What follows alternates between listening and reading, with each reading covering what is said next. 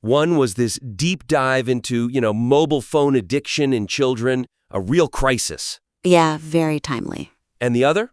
That was the amazing story of the Lykov family, isolated in Siberia for decades. Right, incredible story.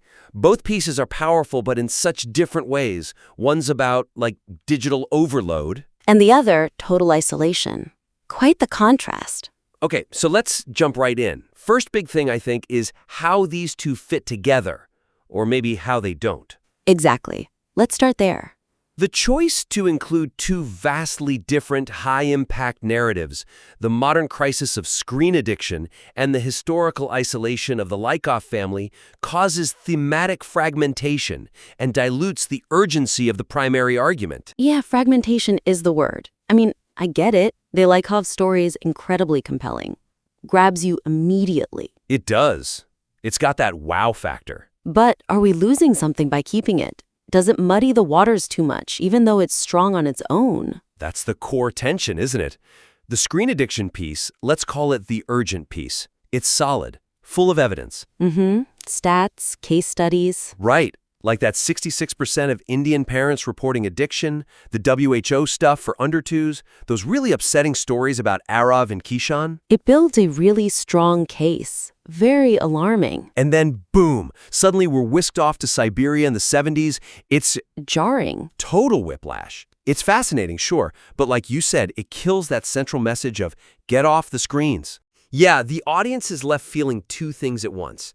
Panic about phones, and then this kind of awe about survival. It splits the focus. And that split focus, it really stops the audience locking them onto one single call to action, doesn't it? Definitely. It almost feels like two different videos kind of glued together. I see the idea, Lykov's as the ultimate unplugged life. But the connection isn't made explicit. It's not earned. Right. So the suggestion here is pretty straightforward. You either need to separate these into two completely distinct pieces of content. Okay. Or, if you keep the Lykov story, you have to really explicitly reframe it. How so? Make it serve as a powerful metaphor, or maybe an extended case study that highlights the benefits, the necessity even, of a truly disconnected life. So it has to directly support the screen addiction argument. Exactly. Make the Lykovs proof that deep human skills thrive without screens, that maybe disconnection is vital. So the writer, if they keep material B, they've got homework to do. Turn that story into an argumentative tool. Precisely. It needs to actively fight against the screen addiction narrative, not just exist alongside it. Okay, so how would that look concretely? Well, if you keep it, you restructure it. You explicitly contrast the physical damage from screens, the myopia, sleep issues, those developmental delays people are calling virtual autism. Contrast that with the Lykovs' reliance on, primal skills, physical effort, intense family interaction, because they had nothing else. So use their survival as a positive example? Yes, their 40 years surviving in total isolation becomes a testament to the human focus and skills that too much screen time wears down. Like resilience, problem solving. Exactly.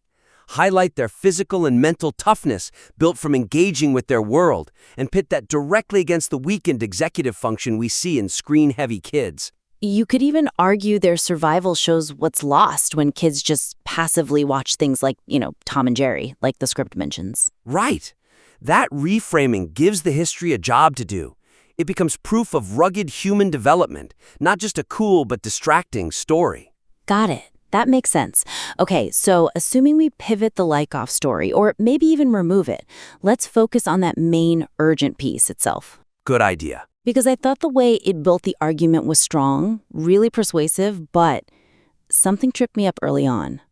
The pitch. Ah, yes. The pitch placement. That's our second big point. It's an issue of audience trust and alignment.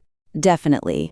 The tone of the screen addiction material, which successfully establishes the crisis as a public health epidemic using powerful analogies, is undermined by the early and repeated promotion of a paid solution. That's such a critical point for credibility, isn't it?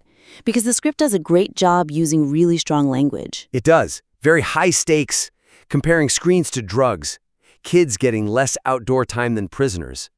It conveys that extreme urgency really well. Yeah, you build the tension, the audience is hooked, probably terrified, and thinking, okay, what do I do? Exactly. And then, the weakness. Right after that gut-wrenching story about the little boy Shub needing a phone just to eat. Point 3. Let's talk about the structure of the main argument itself, the screen addiction piece. Specifically, the very beginning. Right, the opening. Even though the piece is strong overall, those first few seconds could be even punchier. We need to maximize that immediate impact. Get right to the science? Essentially, yes. The opening of the screen addiction transcript delays the introduction of the most shocking, scientifically grounded facts in favor of a somewhat conventional, comparative anecdote, slowing the material's immediate grasp on the viewer. You mean that scene comparing the 1990s family reading the paper versus the 2025 family, all glued to their own screens? Yeah. It paints a picture, it's descriptive. But it's maybe a bit soft for a crisis this big? Exactly. It's a relatively gentle start, and it uses up those crucial first few seconds, before the 15-second mark online where you can lose people. And that time could be used to hit them with the hard science. Right. The audience needs to know, immediately, that this isn't just about kids behaving badly or parents being nostalgic. It's about actual changes in brain structure. The script does mention some scary scientific stuff later on, doesn't it? It does. Really terrifying, verifiable claims. We just need to reorder things. Bring the science forward.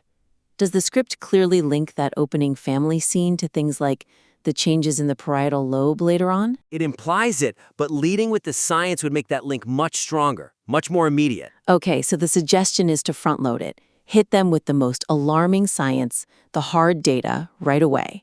Establish the gravity first. Yes, and then use those comparative family scenes. But use them as illustrations of the consequences you've already laid out. Lead with the punch. Okay, examples of how that might sound. You could start right off the bat with the core claim. This impact is so severe that it is changing the brain chemistry of millions of children. Just state it. Or maybe that specific data point? Yeah, the Indian data. The average daily screen time for children under 5 in India is 2.2 hours. And maybe immediately add, the WHO recommends 0 for kids under 2. That contrast is immediately arresting. It says, this is real, this is happening here, and it's against all expert advice. Exactly. It makes it urgent and local. And then follow that up quickly with the specific research-backed impacts that are mentioned later. The weak executive functioning skills, the documented changes to the parietal lobe. and that JAMA pediatric study link between screen time under 1 and poor function later at age 9. Right. Lead with the science, the data, the brain impacts. Then show the family scene as, this is what that science looks like in everyday life. That switch from anecdote first to science first really amps up the urgency right from the start. Absolutely. It hooks the viewer instantly with undeniable facts. And it shifts the whole piece, making it feel less like commentary and more like urgent, research-backed advocacy, which seems to be the goal. Perfectly aligns with the overall tone, yeah. So I think that covers the main areas. We've hit quite a bit, all aimed at making this message as clear and impactful as possible. Agreed. It's strong material, just needs some strategic tweaks. Okay, so just to quickly recap the 3 main points for improvement. First, you've got to sort out those 2 narratives. Either separate the like of story entirely, or really make it work hard as a counterexample to the digital decline. It has to serve the main argument. Right. No free rides for fascinating side stories. Second, that commercial pitch. Rebalance it. Move it to the end. Build trust first by giving away loads of valuable, free, actionable advice. Be the advocate before the seller. Credibility first, always. And third, restructure that opening. Hit the ground running with the most powerful scientific data and facts. Don't warm up with an anecdote, lead with the science. Yeah, grab them by the collar immediately with the facts. Implement those changes and you'll really sharpen the focus. Make it relentlessly about the screen addiction crisis. Yeah, your message is important, it's necessary. Just needs to stop sort of fighting itself with those different threads and that early pitch. Focus is key. Decide what to do with the historical piece, repurpose or remove to make the main public health message absolutely clear and urgent. Makes sense. So, we really encourage you to take these suggestions on board. Apply them, and then please do send the revised material back to us. Yeah, we'd love to take another look. Absolutely. Until next time, keep refining, keep working on getting that vital message out there.